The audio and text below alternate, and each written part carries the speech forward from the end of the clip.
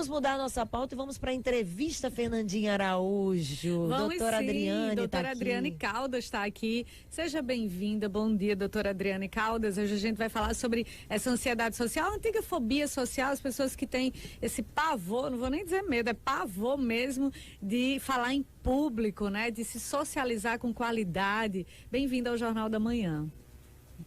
Bom dia a todos.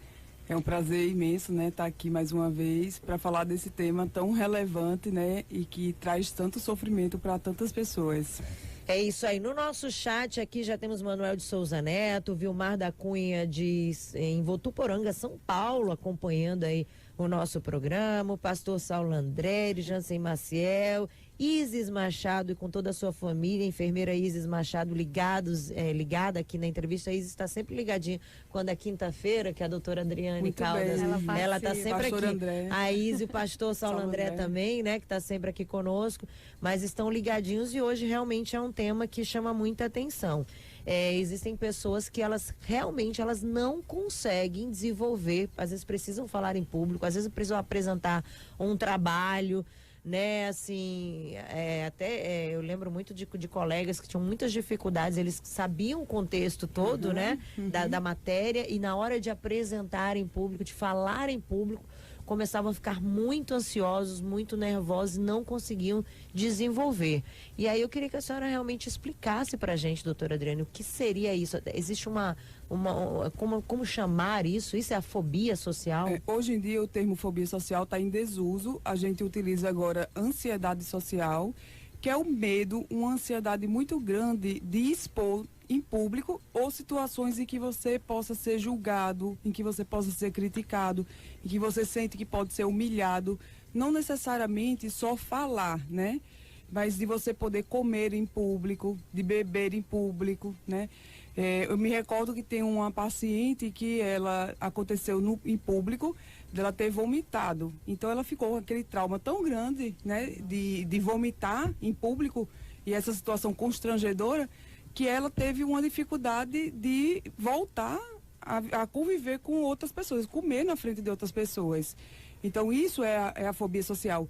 E uma coisa muito comum na fobia social é que você começa assim, né, tendo essa situação meio traumática, e aí você vai criando mecanismos para evitar de você se expor de novo e ter esse sofrimento. Então você vai começar a evitar essa situação, ficar numa certa zona de conforto, né?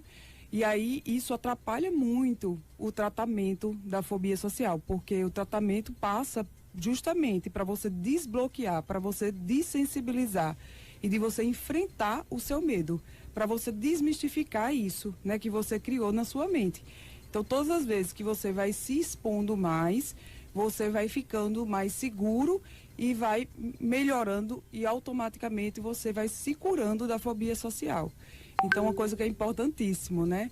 É não evitar, é de realmente se expor, mas se expor de uma forma gradual. Né? Você tem um medo muito grande de determinada situação, você não vai se expor àquela situação.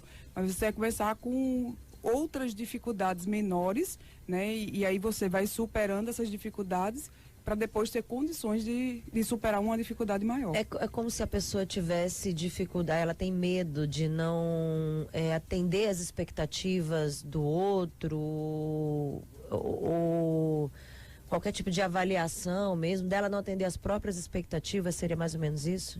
Mostra assim uma falta de confiança, né? Uma dificuldade de confiar em si mesmo.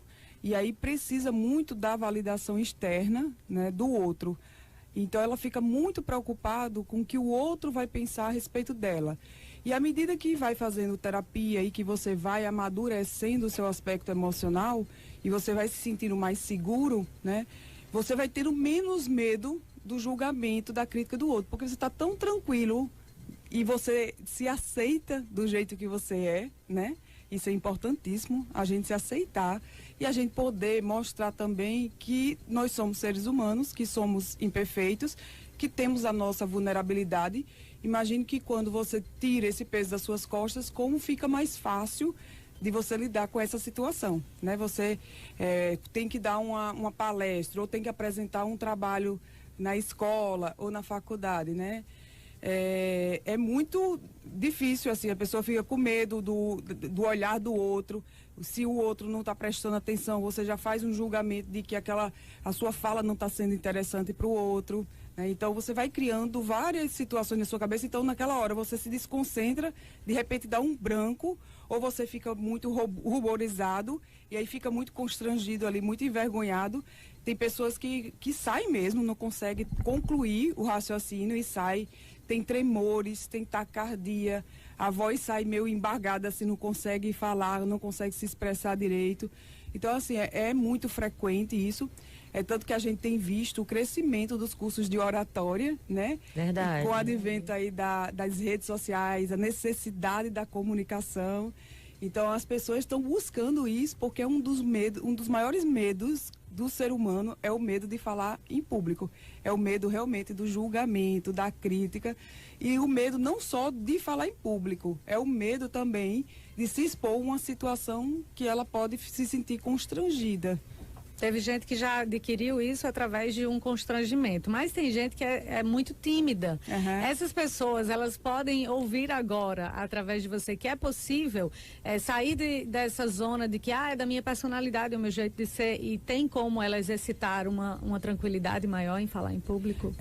A gente não pode esquecer que a timidez tem um componente genético muito grande. Então, se você pesquisa, sempre tem algum parente de primeiro grau, pai, mãe, avô, avó, que era também mais tímido, né? É importantíssimo você poder desenvolver sua habilidade social, de você poder, sabendo que tem essa dificuldade, de você começar a procurar formas de você interagir mais com o outro. Eu vou dar um relato aqui para vocês, assim, que eu sempre fui, desde criança, muito tímida. Eu fui uma criança tímida. Mas eu vi minha dificuldade e eu vi que isso me atrapalhava, porque o tímido, ele não quer ser tímido, ele quer se socializar, mas ele tem essa dificuldade. E é diferente do introvertido. O introvertido, não necessariamente ele é tímido, ele se socializa bem, mas ele gosta de estar mais sozinho, ele fica bem na própria companhia. Então, às vezes, a gente vê uma pessoa assim, ela tá bem, é porque ela é tímida, ela fica reservada. Não, às vezes ela é uma introvertida. Ela gosta de estar bem sozinha, né? Então, eu tinha isso. E aí, eu me lembro que, assim, na adolescência, e isso é muito comum nos adolescentes, porque os adolescentes, eles começam a entrar mais em contato com os grupos, né? Com as pessoas que têm a ver com ele, com a mesma afinidade. E aí surge a dificuldade, a questão do namoro para os meninos, né? Os meninos começam a querer paquerar as meninas e tem aquela dificuldade de chegar na menina. E aí muitas vezes é quando procura a ajuda de um profissional. E muitas vezes também procuram na época da faculdade, quando tem que apresentar o trabalho de TCC, ou no mestrado, doutorado, né? Que você vai ter que se expor. E você vai ter que se expor não para um grupo que você tem uma intimidade, porque às vezes você começa na escola com aquele mesmo grupinho, então você já está mais familiarizado, você não sofre tanto. Mas quando você está numa banca examinadora, com figuras de autoridade, que tem aquele conhecimento, né? Aí você pode realmente sentir mais dificuldade. Muitas vezes é nessa situação. Por exemplo, eu tenho pego muito paciente também que passou no concurso para a área jurídica e aí vai ter que fazer a parte oral, né? A apresentação oral. E aí ficam muito inseguros, ficam muito ansiosos. E como a ansiedade pode atrapalhar o desempenho e pode tirar você de um concurso, né? Então, como é importante a comunicação, e por isso que eu acho tão importante, né, o trabalho de vocês, assim, eu admiro tanto isso, porque eu acho que é justamente a dificuldade que eu tinha e que eu tive que desenvolver a habilidade, né? Me lembro que fiz curso de oratória na época da adolescência, era um curso assim de um dia, sabe? Eu disse, não, eu preciso trabalhar isso, eu sei que eu tenho essa dificuldade, eu preciso trabalhar isso.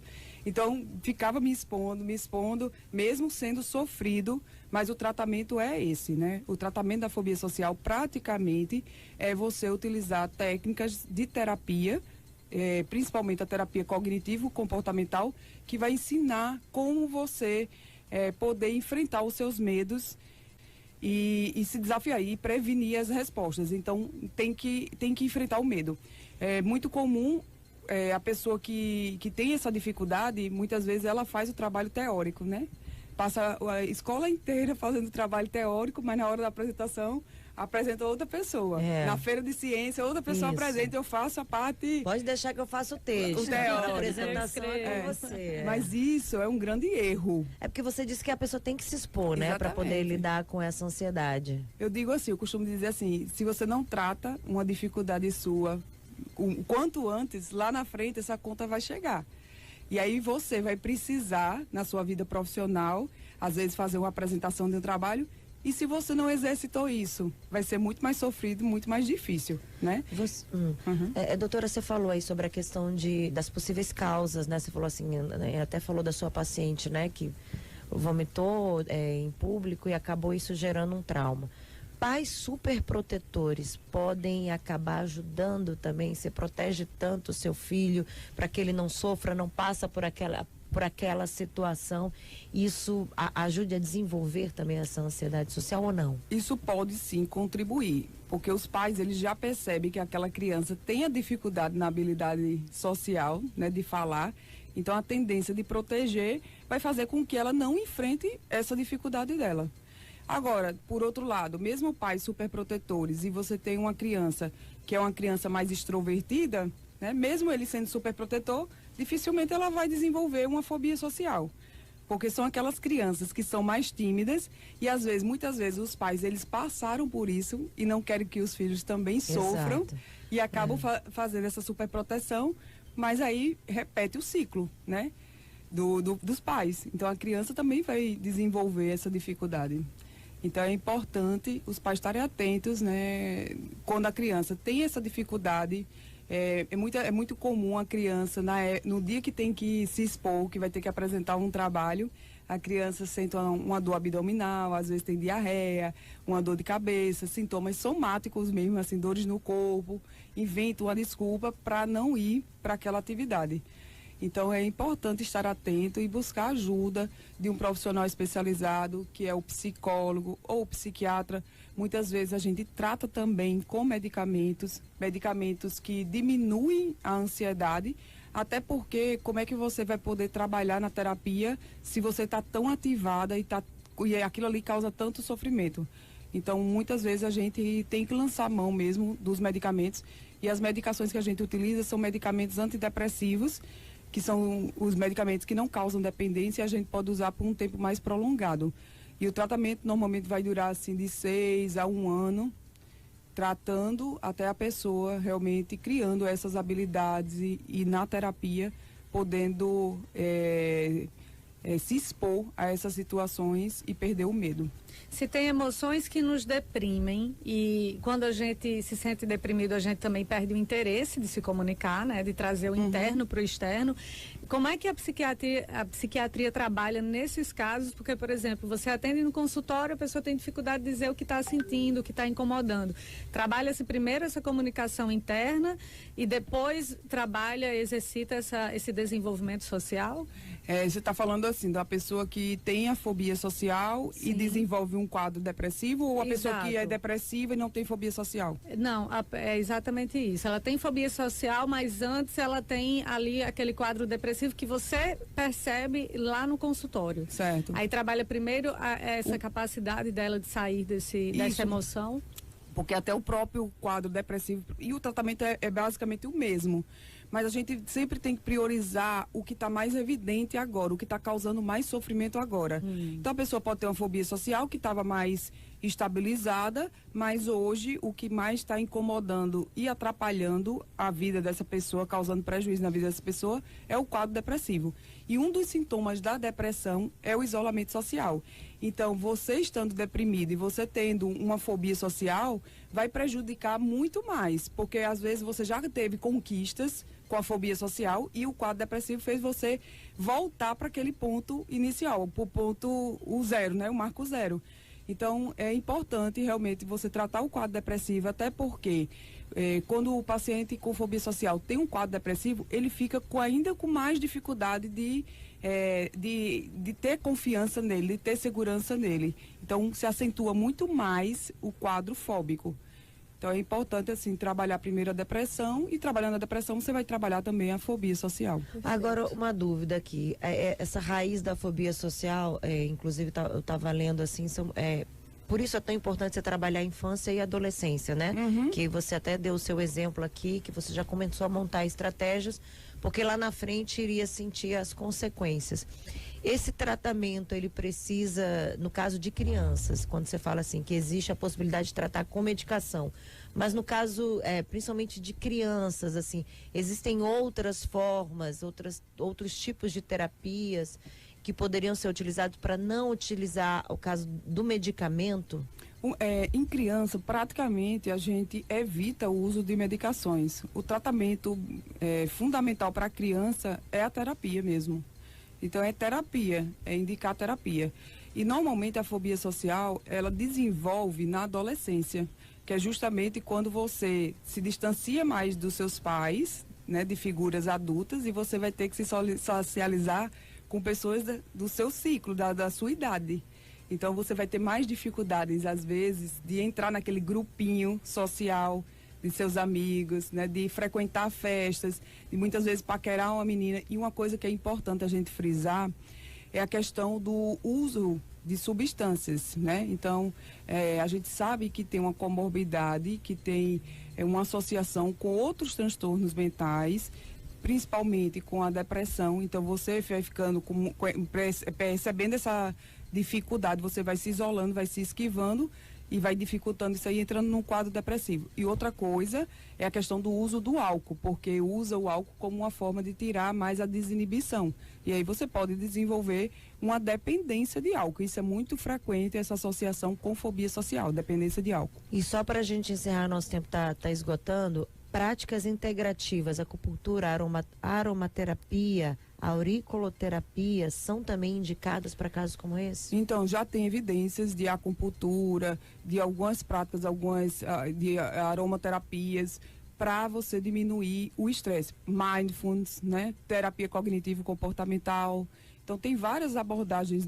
Atividade física, né? É essencial. Tem várias abordagens para você poder lidar melhor com os transtornos de ansiedade, porque a fobia social é um transtorno de ansiedade, e melhorar dessa forma melhorar. E sempre, assim, tentar se expor mais. Sair da zona de conforto. Por mais que seja difícil, sofrido, é a forma de você tratar. Eu costumo dizer assim que as crianças, elas têm o medo de monstro, mas quando elas enfrentam um monstro, elas veem que aquilo ali não era coisa muito da imaginação delas. Então a fobia social é isso, é um medo irracional, e que quando ela vai trabalhando isso, ela vai se sentindo mais segura e vai enfrentando melhor essas situações. Perfeito. Ok, Muito bem, Fernandinha. perfeito. Quem quiser saber mais sobre esses e outros assuntos que abrangem a psiquiatria, doutora Adriane Caldas está no YouTube, no Instagram. Eu posso deixar uma caixinha de perguntas também no meu Instagram. Ótimo. E se chama Adriane Caldas Psique. Eu vou deixar lá uma caixinha de perguntas e vou responder as Ótimo, perguntas. não vamos perder essa oportunidade. Muito obrigada mais Obrigada, uma vez, Adriane. doutora Adriane, por aqui pelos esclarecimentos, muitas dúvidas aqui, as pessoas perguntando, mandando mensagens aqui, tirando suas dúvidas. Muito obrigada mais uma vez. Eu que agradeço o convite. É isso aí. Nosso programa está encerrando, agora já são 8 horas. A frase, a nossa frase. A mente é a locomotiva da felicidade, a gente não poderia esquecer, né? E é verdade. Já tem É a mesmo. saúde física, mental e espiritual, né? Que a gente tem que estar olhando para tudo isso. São os nossos pilares.